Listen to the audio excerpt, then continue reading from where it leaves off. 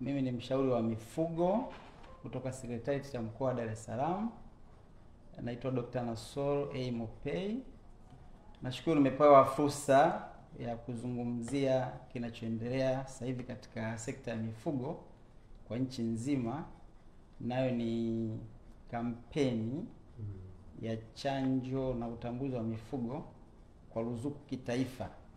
Hii kampeni inaendeshwa nchi nzima, lakini mimi nipo hapa kuzungumzia zaidi utekelezaji wake katika mkoa wetu wa Dar es Salaam. Labda nianze tu kwa kukumbusha ndugu wasikilizaji kwamba nchi yetu ya Tanzania imebahatika kuwa na rasilimali kubwa ya mifugo. Takwimu zinaonyesha kwamba sisi ni nchi ya pili kwa idadi kubwa ya mifugo baada ya nchi ya Ethiopia, na ukiangalia takwimu kwa kina zinaonyesha kwamba kwenye bara Afrika asilimia 11 ya ng'ombe wote waliokuwa kwenye bara Afrika wapo katika nchi yetu ya Tanzania. Maana yake nini? Ni kwamba nchi ina rasilimali kubwa ya mifugo ambayo kama itatumika ipasavyo, basi inaweza ikatoa mchango mkubwa kwenye pato la mfugaji mmoja mmoja na taifa kwa ujumla wake. Sasa hivi nchi yetu inaonyesha kwamba zaidi ya asilimia 33 ya Watanzania wote wanajishughulisha kwa njia moja au nyingine katika hii sekta ya mifugo. Na hapa kwenye mkoa wetu wa Dar es Salaam sekta ya mifugo ina nafasi kubwa.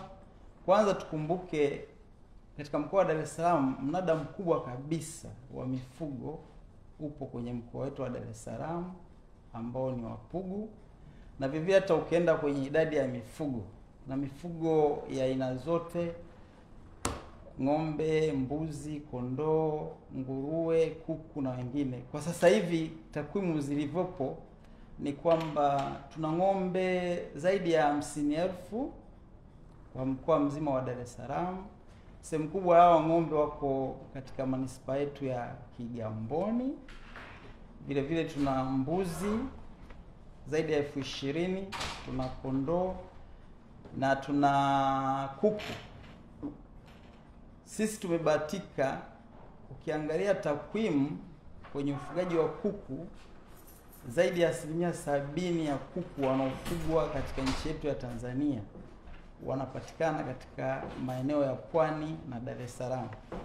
Kwa hiyo mkoa wa Pwani na Dar es Salaam ni maarufu sana linapokuja swala la ufugaji wa kuku, kwa sababu sehemu kubwa ya idadi ya kuku inapatikana kwenye eneo hilo. Tumeona kwamba tuna rasilimali kubwa ya mifugo, lakini kitu ambacho hakiendi vizuri ni kwamba mchango wake kwenye pato la taifa wa hii sekta bado upo chini, kwa sababu takwimu za karibuni kabisa zinaonyesha kwamba sekta ya mifugo inachangia 7% tu ya pato la taifa, tofauti kabisa, kiasi ambacho hakiendani na idadi kubwa au rasilimali kubwa ya mifugo tuliyokuwa nayo. Ukiangalia nchi ya kwanza ambayo ni Ethiopia, kwa idadi ya mifugo wenyewe kule sekta ya mifugo inachangia kwa zaidi ya 19%. Wenzetu hapo majirani zetu Kenya, sekta ya mifugo inachangia kwa zaidi ya 12%. Lakini sisi hapa pamoja na idadi yetu kubwa ya mifugo, ng'ombe zaidi ya milioni 38, mchango wa sekta hii kwenye pato la taifa kwa maana ya GDP upo kwa 7% tu. Kwa hiyo kulikuwa na haja sasa ya kuja na mikakati ya kuiwezesha sekta ya mifugo kuchangia zaidi ya kinachochangiwa sasa hivi kwenye pato la taifa. Katika miongoni mwa mikakati hiyo ilikuwa ni kuanzisha hii kampeni ya chanjo na utambuzi. Kwenye hii kampeni kuna sehemu mbili. Sehemu ya kwanza ni chanjo ya mifugo na sehemu ya pili ni utambuzi wa mifugo. Ila labda watu wengi wamezoea maneno ya Kiingereza. Unaposema utambuzi wa mifugo una maana ya animal identification. Kwa hiyo hayo ni maeneo mawili ambayo yanahusiana na hii kampeni. Na hii kampeni kama nilivyosema inalenga kuongeza tija ya sekta ya mifugo, kuongeza mchango wa sekta ya mifugo katika pato la taifa letu. Kwa kutekeleza hii kampeni tutakuwa tumefanikisha mambo matatu. Kwanza tutakabiliana na magonjwa, na vile vile kwa kutambua mifugo tutaweza kuwa sasa na takwimu sahihi za mifugo yetu, na vile vile kama tutadhibiti magonjwa na kuwa na takwimu sahihi za magonjwa yetu, kuwa na utambuzi sahihi wa mifugo yetu, maana yake ni kwamba tutaweza kuwa na fursa sasa ya kushiriki katika yale masoko ya mifugo ya ndani na nje ya nchi yetu. Kwa hiyo serikali imeamua kujikita katika hii kampeni, na kwa kuanzia kwa kutoa ruzuku.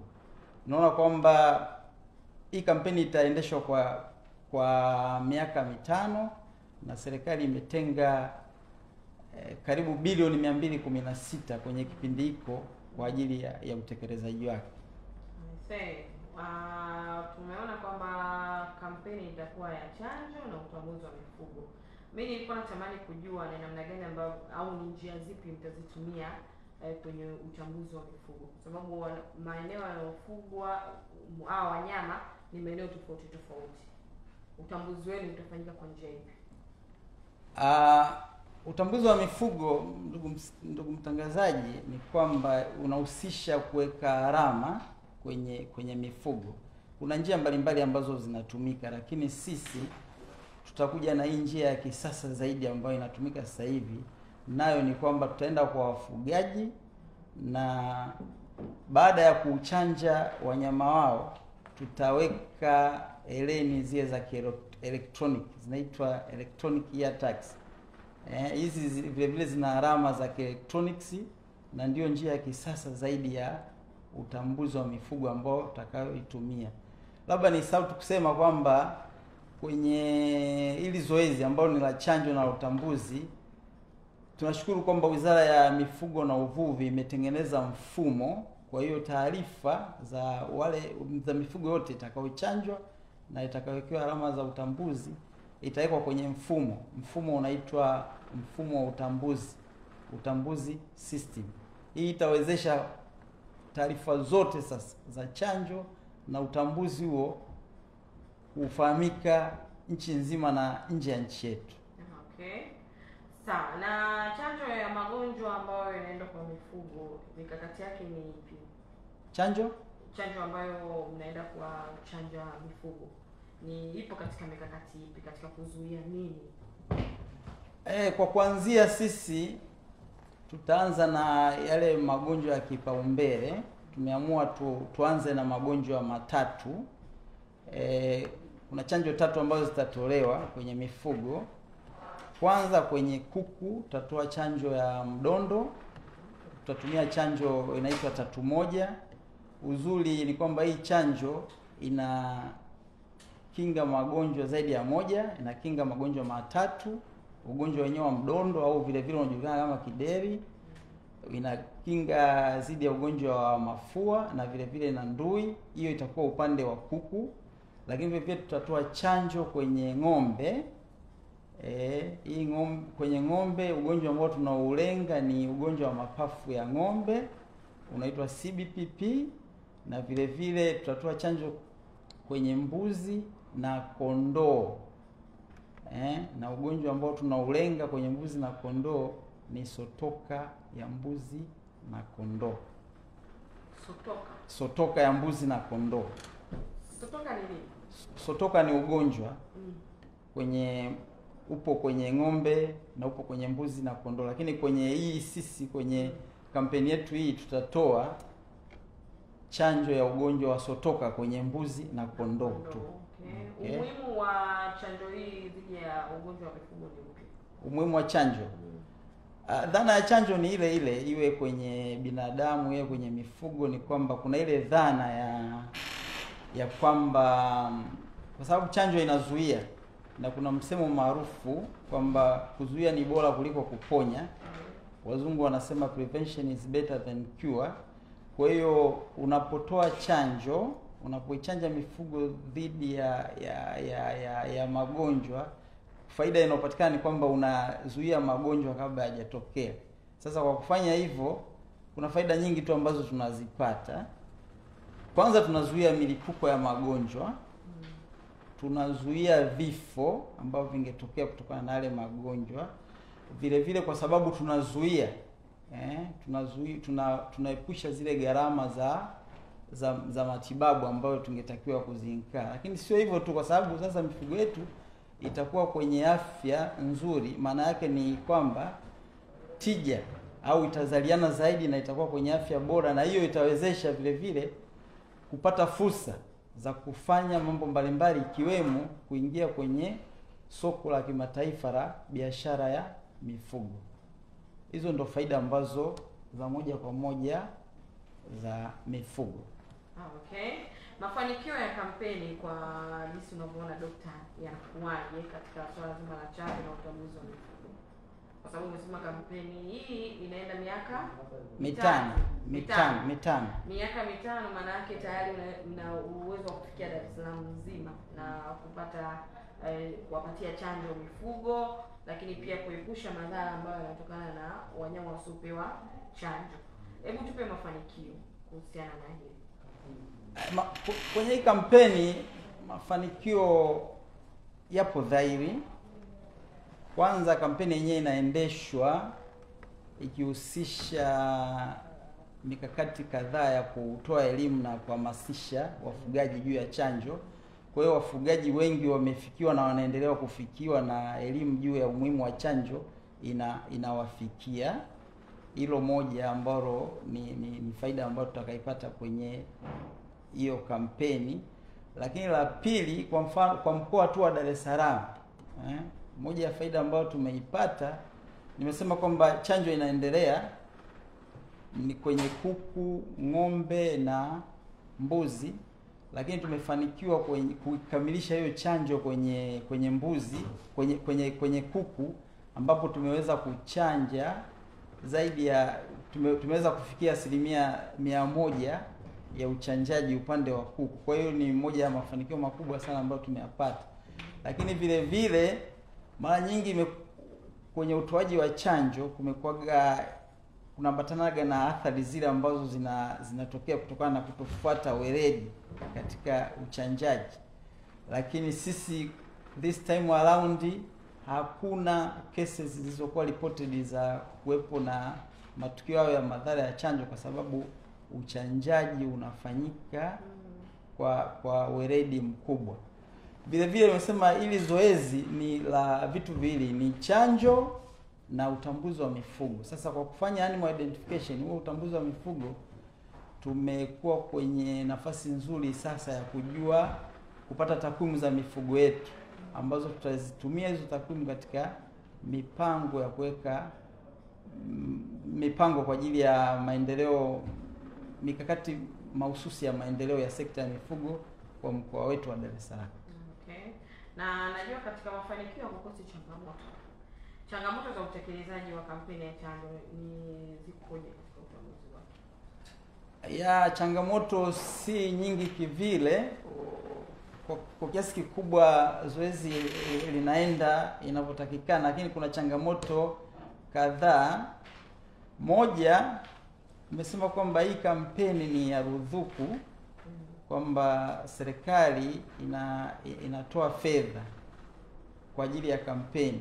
Kwa hiyo changamoto ya kwanza ni kwamba kulikuwa na ucheleweshaji wa fedha zile ambazo zilitakiwa zitumike kwa ajili ya posho na mafuta kwa ajili ya kampeni yenyewe. Hizo zilichelewa, lakini nashukuru kwamba hilo sasa hivi limefanywa kazi, mambo yanaenda vizuri. Lakini kikubwa kingine, kwa mfano sisi mkoa wetu wa Dar es Salaam, mkoa mzima huu, hela ambazo tulikuwa tumetengewa kwa ajili ya kampeni ni kama milioni 55 tu, kwa maana kwamba milioni 50 posho za wachinjaji na milioni 5 kwa ajili ya mafuta. So ukiangalia iko kiasi kwa eneo letu, coverage ya eneo letu la uchanjaji ni kidogo. Kwa hiyo tumeziomba halmashauri top up hiyo amount ili waweze kugharamia zaidi hiyo kampeni iende vizuri kwenye maeneo yao. Lakini la pili, vile vile Wizara ya Mifugo kwa kutumia wazabuni wanasambaza vifaa vya uchanjaji. Kumekuwepo na hao wazabuni wamevisambaza hivi vifaa kwa ucheleweshaji. Kwa hiyo imepelekea kampeni kuchelewa kuanza kwenye maeneo kadhaa. Kwa hiyo kwenye palipokuwa na ucheleweshaji, tuliwasiliana na halmashauri na kuwataka kwamba waanze kutumia rasilimali zao kupata hivyo vifaa wakati wanasubiri vifaa kutoka kwa wazabuni kwa Wizara ya Mifugo na Uvuvi. Changamoto nyingine ipo kwenye watumishi wataalamu wale wa mifugo ambao wanashiriki kwenye zoezi lenyewe. Kumekuwa na uhaba kama tunapojua, inapojulikana kwamba serikalini uhaba wa wafanyakazi sio tu kwenye sekta ya mifugo, ni kote. Lakini ni habari njema ambazo tumezipata hivi karibuni kwamba Katibu Mkuu wa Utumishi ametoa taarifa kwamba serikali iko mbioni kwa ajili watumishi zaidi. Nafikiri kwamba hiyo itatoa ufumbuzi kwenye hilo ambalo tumeliona hapo. Sambamba na hilo la uhaba wa watumishi, tumekuwa na changamoto ya vitendea kazi kwa ajili ya zoezi, kwa maana ya vyombo vya usafiri, magari na pikipiki. Kuna uhaba huo wa magari na pikipiki, wakati mwingine limekuwa likidumaza utekelezaji wa kampeni kwenye maeneo yetu huko ya halmashauri. Kwa hiyo tumezishauri halmashauri zitenge budget kwa ajili ya ununuzi wa magari na pikipiki kwa ajili ya kampeni ya chanjo na utambuzi wa mifugo kwa mkoa wetu wa Dar es Salaam. Msikilizaji ambaye hajaelewa miamani tayari ameshaelewa kwa nini kampeni ya chanjo na utambuzi inafanyika. Na hii itasaidia kwa asilimia kubwa kwa wewe ambaye mfugaji upo huko unatusikiliza sasa hivi kupitia 91.7. Ng'ombe wako, mbuzi wako, kondoo, kuku atapatiwa chanjo na kuwa mnyama ambaye ni salama. Mnyama salama ni yule ambaye amepatiwa chanjo na wewe utakula nyama ambayo ni salama. Tulipata nafasi ya kutembelea machinjio. Tuliambiwa kwamba kuna nyama ambazo zinachinjwa unaona zina magonjwa. Magonjwa yenyewe pamoja na mapafu aliyosema, homa ya mapafu, homa ya mapafu kwa wanyama. Kwa hiyo pia ni tatizo ambao wewe mwanadamu ukala ng'ombe mwenyewe tatizo hilo maanake inaweza ikakuathiri kwa namna moja ama nyingine. Dr. Nasoro ameweza kueleza vizuri kuhusiana na hili, na mimi nina imani tutawaandaa wanyama wetu. Ndio. Ili kampeni ikishakufikia mmoja mmoja sasa kwenye mitaa yetu kwa wafugaji, mimi na imani hili itakuwa salama kwetu. Okay. Kwa kumalizia, unawaambia nini wananchi?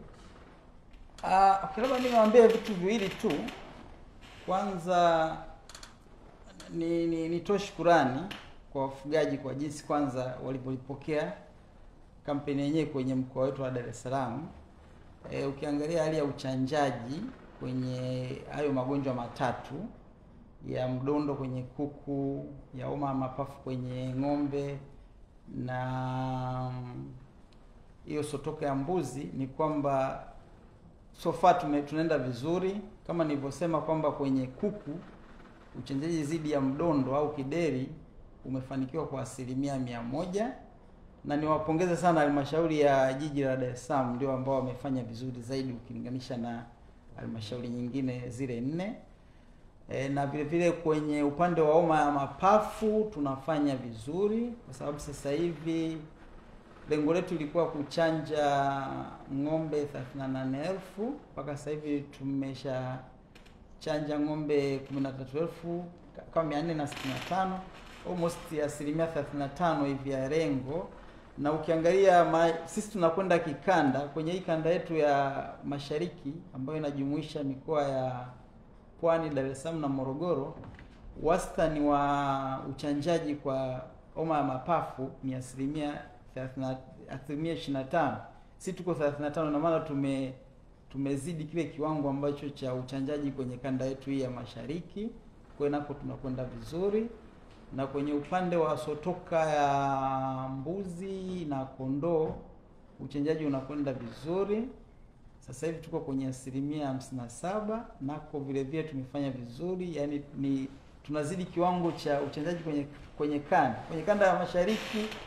Wastani wa uchanjaji kwa sasa wa sotoka ya mbuzi na kondoo ni 7%.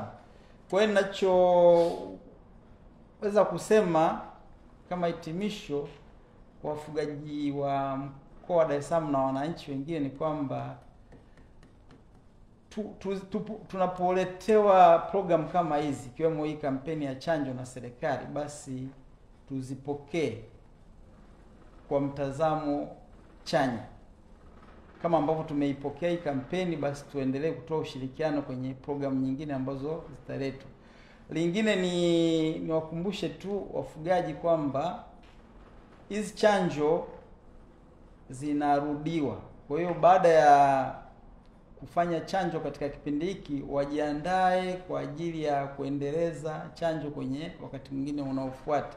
Na vivyo niwakumbushe kwamba swala la kuchanja sio hiari, ni matakwa ya kisheria. Kwa hiyo wafugaji kwenye maeneo yao wajue kwamba wanapaswa kisheria kuchanja mifugo yao kama sheria ya chanjo inavyoeleza. Asante sana ndugu mtangazaji. Sawa, asante sana Dr. Nasoro.